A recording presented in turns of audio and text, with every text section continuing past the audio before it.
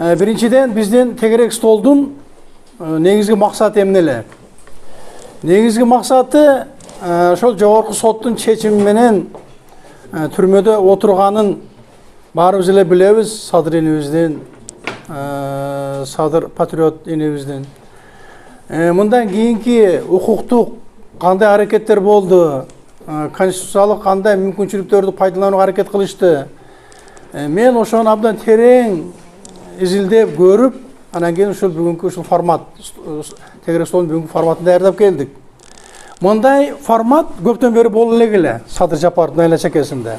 Мына бул эки инсанга биз чоң рахмат айтышыбыз керек. Абдан чоң рахмат айтышыбыз керек. Булар болгон күчтөрдүн баардыгын жумшашты. Бирок баягы бийликтин локомотиви, тегирмени эчагыла жанчып койгон да.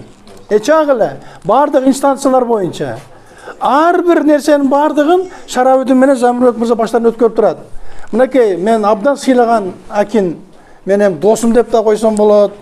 Биз экөөбүз канча найзаларды сындырдык. Баардыгын байкасаңыздар бир нерсени сезип атасыздарбы?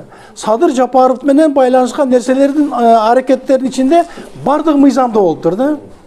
Баардыгы мыйзамдуу, мына адвокаттардын позициясы. То есть биздин Садыр энебиз мүмкүн болгон Кыргызстандагы бүгүн мыйзамдардын баарын колдонуп өзүн актоого аракет кылган. Биз ошону дагы бир жолу баса белгилеп коелу деп атабыз.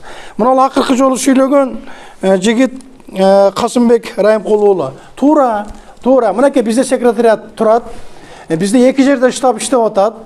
Садырды коргоо, элди кыймылы деген официалдуу аталышыбыз. Биз бүгүн иштейбиз, эртең иштейбиз, бүрсүн иштейбиз. Андан кийин биз официалдуу түрдө расмий бийликтердин бар тексттерин жөнөтөбүз резолюцияны. Резолюцияны биринчи, экинчи, үчүнчү, төртүнчү, бешинчи деп эме кылбайбыз. Иштейбиз. Негизги эмеси, рамкасы уже пайда болду. Буну редакциялагандан кийин ошол массалык маалымат каражаттарына беребиз, тиги интернетке беребиз.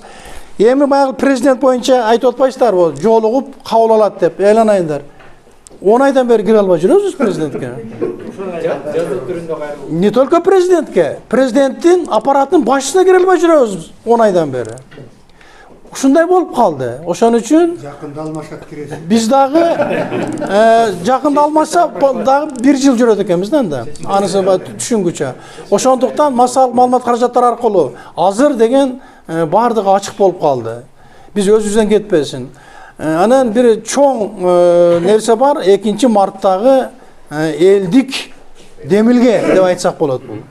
Элдик демилге, мына ысык көлдүк туугандар, нарындык туугандар чүйдөн кошулушту.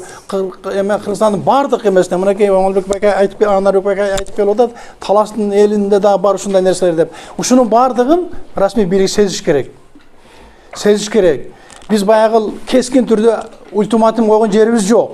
Бирок биз айтып атабыз, Садырдын тигинтип 11,5 жылга камалып кеткенин мыйзамсыз болгону аз келгенсип, Садырга энчилүү болгон, анын укугу болгон, аны бошотуу боюнча каналдардын бири дагы эмнегедир кара өзгөйлөнүп, бийлик тарабынан иштелбей атат. Эмне үчүн көшөкөрлөнүп, Садырды жалгыз кармап отурушат. Же Садыр өзүнүн үй бүлөсүнүн кызыкчылыгы үчүн, өзүнүн жеке амбициясы үчүн бир нерсени уурдап алып, же башка кылды беле. Айтып атпайбызбы, миллиарддаган доллар акчаларды өзүбүздүн ошол кумтөрдүн акчасын. Эми мен баягы чек араларды айтпай эле коеюн. 5 жыл Садыр менен мен парталашпай отурган кишимин. Жогорку кеңеште. Анын жасаган иштери толгон токой. Мына бул балыкчыдагы түтүктөрдү сактап калган эле канча. Бу ошого нерселер толтура. Ошон үчүн бул чыныгы элдик лидерге айланып калды. Буну бирөө каалайбы, каалабайбы, ошону эл өзү талап кылып атат. Анан элден айланса болот. Эгерде элдин тегирмени баягы күчүнө кирип, ылдамданууга ээ болуп айлана баштай турган болсо, анда быйылкы шайлоо дагы болбойт. Расмий бийликтин абалы дагы башкача болот. Эл азыр такыр башкача жыйынтык чыгарып коюшу мүмкүн. Ошону мына бүгүнкү биздин тегерек столдун резолюциясында ушулардын баардыгы жазылат. Кандай дейсиздер? Дагы бизде баардыгыбыздын эмебиз телефондорубуз бар.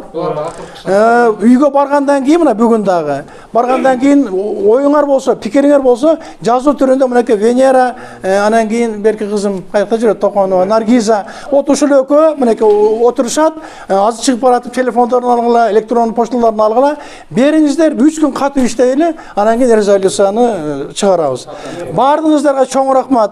Мына бул жерде жалаң гана жүрөгү ак, Садырдын кадырын билген, Садырга окшогон балдардын, кыздарыбыздын саны күндөн күнгө өсүп баратканын сезген адамдар отурасыздар. Эртең менен мына жерде каалык ачылбай, коридордо бир аз туруп калдык. Ошондо бир киши сурап атпайбы? Манас, мынакей Анарбек байке сурады окшойт. Кана биздин Манас, кана баягы андай мындай деп. Ошондо мен жөнөкөй суроо менен жооп бердим го, туурабы? Биздин Манас түрмөдө отурат.